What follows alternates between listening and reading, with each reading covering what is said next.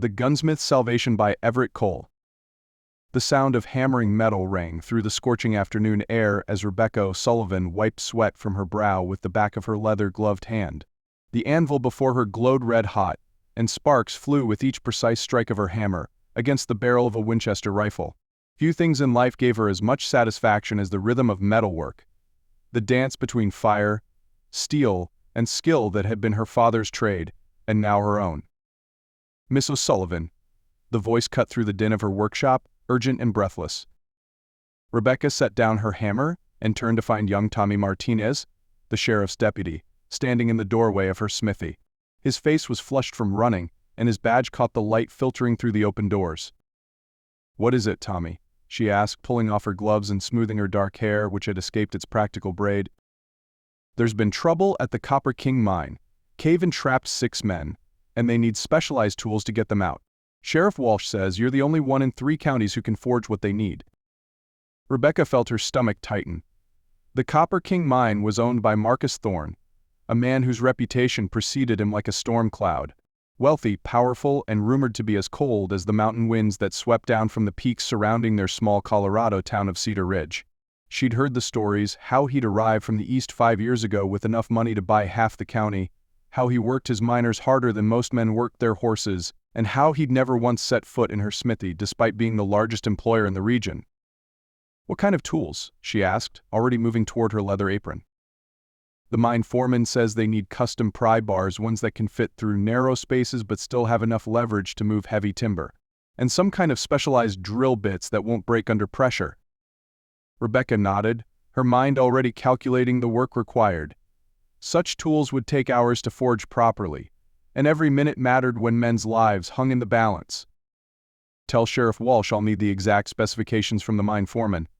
And Tommy," she paused, meeting his eyes, "tell him I'll need someone who knows the mine's layout to work with me. I can't forge what they need without understanding exactly how it'll be used." 20 minutes later, Rebecca was stoking her forge to blazing temperatures when she heard the thunder of hoofbeats outside. She looked up to see a magnificent black stallion pull up short at her hitching post, its rider dismounting with fluid grace, despite the obvious urgency of his mission. Marcus Thorne stood silhouetted in her doorway, and Rebecca felt her breath catch in her throat. She'd seen him from a distance at town gatherings, but never this close. He was taller than she'd expected, with broad shoulders that filled out his fine wool coat despite the heat. His dark hair was slightly disheveled from riding, and his green eyes held an intensity that made her pulse quicken involuntarily. "Miss O'Sullivan," he said, his voice carrying the refined cadence of Eastern education but roughened by years in the West. "I'm Marcus Thorne. I believe you're expecting me." Rebecca straightened, wiping her hands on her apron. "Mr. Thorne, I understand you need specialized tools for the mine rescue." "6 of my men are trapped," he said without preamble, stepping into her workshop. "The cave-in happened in the lower tunnel, and the entrance is partially blocked. We need tools that can work in tight spaces but still move heavy debris." As he spoke, Rebecca found herself studying his face. She'd expected arrogance, the cold demeanor that matched his reputation. Instead, she saw something else entirely, worry etched in the lines around his eyes, and a barely contained desperation that spoke of a man who cared deeply about his workers. "Show me," she said, spreading a piece of brown paper across her workbench. "Draw me the layout of where they're trapped." Marcus approached the bench, and Rebecca caught the scent of leather and something else, pine soap, she realized. He was close enough that she could see the fine scar along his jawline, and the calluses on his hands that spoke of work, despite his wealth. "The main tunnel runs here," he said, sketching with surprising skill. "The cave-in happened at this junction. We can get men through this narrow passage, but it's barely wide enough for a man's shoulders. The debris is mostly timber and rock, layered like this." Rebecca studied the drawing, her mind working through the possibilities. "I'll need to forge pry bars with angled heads, something that can get leverage even when you can't swing straight. And these drill bits will need to be hardened differently than usual to handle both wood and stone without breaking." "How long?" Marcus asked, his eyes meeting hers. 4 hours, maybe 5 if I work alone." "Then you won't work alone?" He was already shrugging out of his coat. "Tell me what to do." Rebecca blinked in surprise. "Mr. Thorne, I don't think." "Those are my men trapped down there," he said firmly. and I'm not going to stand around wringing my hands while they run out of air. I may not be a blacksmith, but I can follow orders and work bellows as well as any man." There was something in his tone that brooked no argument, and Rebecca found herself nodding. "Very well. But in my workshop I give the orders. Can you accept that?" A ghost of a smile crossed his features. "I've been taking orders from capable women since I was old enough to walk, Miss O'Sullivan. My grandmother ran a shipping empire from her parlor in Boston. I think I can manage to follow the directions of Colorado's finest gunsmith." "Finest gunsmith?" Rebecca felt heat rise in her cheeks. "How would you know that?" "Because I've been watching your work for 2 years," Marcus said simply. "Every rifle that comes through my mine office, every tool my men carry, I notice quality when I see it. Your father taught you well." Rebecca turned back to her forge, partly to hide her blush and partly to begin the work that would save lives. "My father died 3 years ago. I've been running this smithy on my own since then." "I know," Marcus said quietly. "And I know it hasn't been easy. Not everyone in this town believes a woman can do a man's job." "But you do?" Rebecca asked, pumping the bellows to bring the coals to the right temperature. "I believe competence has nothing to do with gender," Marcus replied, moving to help her with the bellows. "I've seen you work, Miss O'Sullivan. You're not just skilled, you're an artist." Rebecca felt something warm unfurl in her chest at his words, but she pushed it aside. There was work to be done, and the miners' lives hung in the balance. "The first bar," she said, selecting a piece of steel rod. "I'll need to heat this to cherry red, then forge the head at angle. You'll need to keep the bellows steady, not too fast, not too slow. Can you do that?" "Just tell me when." For the next hour they worked in surprising harmony. Marcus proved to be a quick learner, anticipating her needs and adjusting his rhythm to match hers. The forge filled with the music of productive labor, the whoosh of bellows, the ring of hammer on steel, the hiss of hot metal in the quenching bucket. "You're not what I expected," Rebecca said during a brief pause as she examined the first completed pry bar. "What did you expect?" Marcus asked, wiping sweat from his forehead with his sleeve. "Someone colder.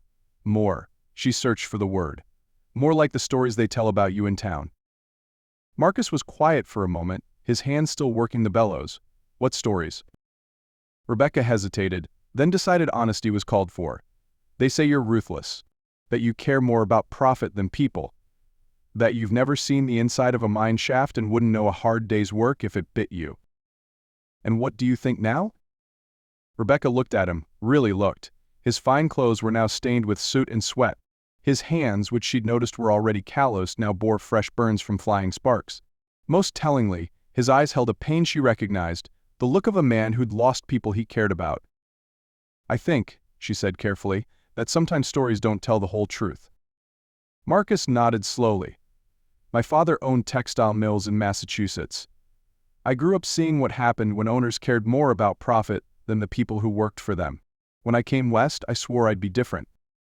"Then why do people think?" "Because I keep my distance," Marcus said simply. "Because I learned early that familiarity breeds contempt, and respect keeps men alive. A mine owner who's too friendly with his workers might hesitate to shut down a dangerous tunnel. A man who's too close to his employees might not make the hard decisions that keep them safe." Rebecca felt understanding dawn. "So you let them think you're cold to protect them. Better they think I'm a bastard and go home to their families than think I'm their friend and die in a cave-in because I was too soft to enforce safety regulations." The second pry bar was taking shape under Rebecca's skilled hands, and she found herself stealing glances at Marcus as he worked. There was something deeply appealing about seeing this powerful man, a man who commanded respect and fear throughout the county, working beside her with such focus and dedication. "Why didn't you marry?" she asked suddenly, then immediately regretted the question. "I'm sorry, that's none of my business." Marcus smiled, the first genuine smile she'd seen from him. "Because I haven't met a woman who could see past the money to the man underneath. Most of the ladies in Denver see me as a business opportunity. Most of the women in Cedar Ridge see me as a threat to their way of life." "And what am I?" Rebecca asked, then immediately wished she could take back the words. Marcus met her eyes across the forge. "You're the woman who's going to help me save 6 men's lives. Everything else, well, that's a conversation for another day." By the 4th hour they had completed 3 pry bars and were working on the specialized drill bits. The work was delicate, too soft, and the bits would break on first contact with stone, too hard and they'd shatter. Rebecca found herself explaining the intricacies of steel tempering, and Marcus listened with the attention of a man who genuinely wanted to understand. "It's all about finding the balance," she said, adjusting the temperature of the forge. "Too much heat and you destroy the steel's integrity. Too little and you can't shape it properly. You have to feel your way through it. Let the metal tell you what it needs." "Like people?" Marcus said quietly. Rebecca looked up, surprised by the insight. "Yes, exactly like people." "You're remarkable," Marcus said, his voice low enough that it almost got lost in the sound of the forge. "I've never met anyone who could teach me something new while working under this kind of pressure." Rebecca felt her pulse quicken, but before she could respond, the sound of hoofbeats announced the arrival of Sheriff Walsh and several of Marcus's mine foremen. "How's the progress?" Sheriff Walsh called out as he dismounted. "Nearly finished," Rebecca replied, holding up the last drill bit. "These should do what you need." Marcus was already pulling on his coat, the brief moment of intimacy between them replaced by the urgent reality of the rescue. "I'll need to get back to the mine immediately." "I'm coming with you," Rebecca said, surprising herself with the words. "Miss O'Sullivan, that's not." "Those tools were made for a specific purpose," she interrupted. "If they don't work exactly as intended, you'll need modifications, and I'm the only one who can make them quickly enough to matter." Marcus studied her face, and Rebecca saw the moment he realized she was right. "It's dangerous. The mine could collapse further." "Then we'd better hurry," Rebecca said, already gathering her smaller tools into a leather satchel. The ride to the Copper King mine took 20 minutes through rough terrain. Rebecca rode her father's old bay mare, staying close to Marcus and the sheriff as they navigated the rocky path up the mountainside. The mine entrance loomed ahead, a dark mouth in the rocky slope surrounded by worried men and flickering lanterns.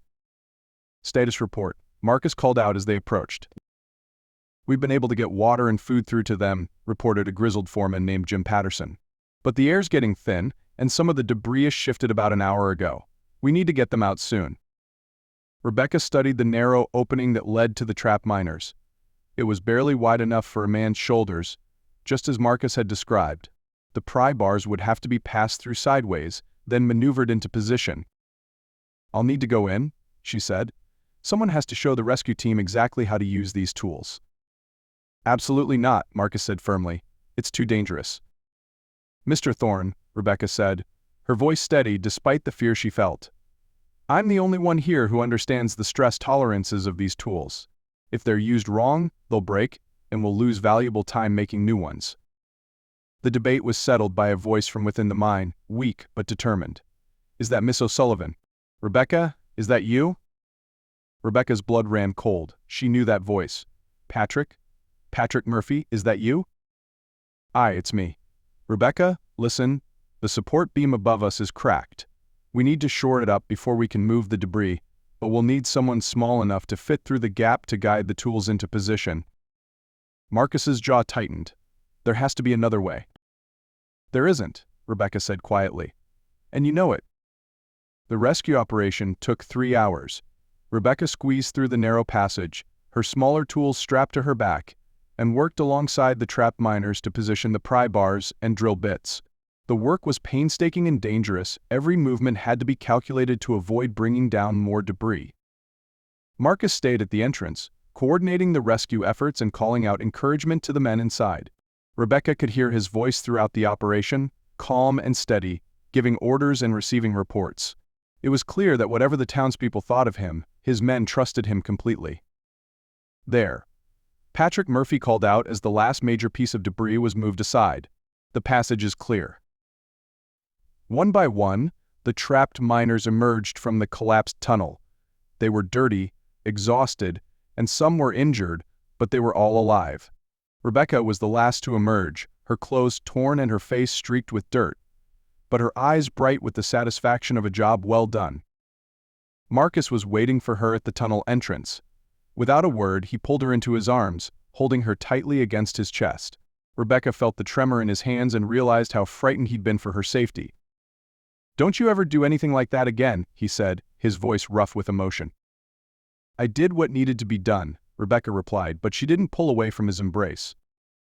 "You saved their lives," Marcus said, All of them. I don't know how to thank you." Rebecca looked up at him, seeing something in his eyes that made her breath catch. "You don't need to thank me. We did this together." The ride back to town was different from the urgent journey to the mine. The crisis had passed, the men were safe, and Rebecca found herself riding beside Marcus in comfortable silence. The sun was setting behind the mountains, painting the sky in shades of rose and purple. "Miss O'Sullivan," Marcus said as they approached the outskirts of Cedar Ridge. "Rebecca, would you have dinner with me tomorrow evening?" Rebecca smiled, feeling a warmth that had nothing to do with the forge fires. "I'd like that, Marcus. I'd like that very much." "There's something else," Marcus said, his voice taking on a more serious tone. "I've been thinking about expanding my operations, maybe opening a second mine. I'll need someone to oversee the metalworking requirements, custom tools, specialized equipment, that sort of thing." "Are you offering me a job, Mr. Thorne?" "I'm offering you a partnership," Marcus said. "Equal shares, equal say in how things are run. I need someone I can trust, someone who understands both the technical requirements and the human cost of the work we do." Rebecca felt her pulse quicken. It was an incredible opportunity, one that would secure her financial future and allow her to expand her craft beyond anything she'd imagined. But more than that, it would mean working closely with Marcus, and she was beginning to realize that the thought of seeing him every day was more appealing than any business arrangement. "I'll consider it," she said, though she already knew her answer. They reached her smithy as the last light faded from the sky. Marcus dismounted and helped her down from her horse, his hands lingering on her waist. "Rebecca," he said softly, "today changed everything for me. Seeing you work, watching you risk your life for men you barely knew, I've never met anyone like you. And I've never met anyone who could see past the stories to the man underneath," Rebecca replied. "You're not what they say you are, Marcus Thorne. You're much better." Marcus cupped her face in his hands, his thumbs brushing away the last traces of soot from her cheeks. "May I kiss you?" Rebecca's answer was to rise up on her toes and meet his lips with her own. The kiss was soft at first, tentative, then deepened as they both gave in to the emotions that had been building throughout the day. When they finally broke apart, both were breathing hard. "Tomorrow," Marcus said against her forehead. "We'll have that dinner and we'll talk about the future. But tonight." "Tonight, I need a bath and about 12 hours of sleep," Rebecca said with a laugh. "Rescuing miners is exhausting work." Marcus smiled, the expression transforming his face completely. "Good night, Rebecca O'Sullivan. Sleep well." "Good night, Marcus Thorne. Thank you for trusting me today." As Marcus rode away into the darkness, Rebecca stood in the doorway of her smithy and watched until his lantern disappeared around the bend. She thought about the day's events, about the way Marcus had worked beside her without complaint, about the tenderness in his eyes when he'd pulled her from the mine tunnel. 6 months later, Rebecca O'Sullivan became Rebecca Thorne in a ceremony that brought together the entire town of Cedar Ridge. The partnership she'd accepted had grown into something far more valuable than shared business interests. It had become a partnership of hearts and minds, built on mutual respect and tested by adversity. The Copper King mine became the safest operation in 3 counties, thanks to Rebecca's custom-forged safety equipment and Marcus's unwavering commitment to his workers' welfare. But more importantly, the cold, distant mine owner and the solitary blacksmith had found in each other something neither had expected, a love that was as strong and enduring as the steel they worked together to shape. On quiet evenings, when the forge was banked and the mine was still, Marcus and Rebecca would sit on the porch of their new home and watch the stars emerge over the Colorado mountains. They would talk about their work, their dreams, and the future they were building together, a future forged in fire and sealed with trust, as strong and beautiful as anything that had ever emerged from Rebecca's anvil. The townspeople of Cedar Ridge eventually learned the truth about Marcus Thorne, that beneath the stern exterior was a man of integrity and compassion. But Rebecca had known it from the moment she saw him work the bellows in her smithy, when crisis had stripped away pretense and revealed the man beneath the reputation. Love, she had learned, was like her craft. It required the right combination of heat and pressure, patience and skill, to transform raw materials into something precious and lasting. And in Marcus Thorne, she had found not just a partner in business, but a partner in the greatest work of all, building a life together that would endure long after the mountains themselves had worn away. Their story became legend in Cedar Ridge, passed down through generations as proof that love could bloom in the most unexpected places, between the most unlikely people, the blacksmith and the mine owner. The woman who worked with fire, and the man who delved into darkness, had found in each other a light that would shine for the rest of their days. And in the end, that was the most beautiful thing either of them had ever created,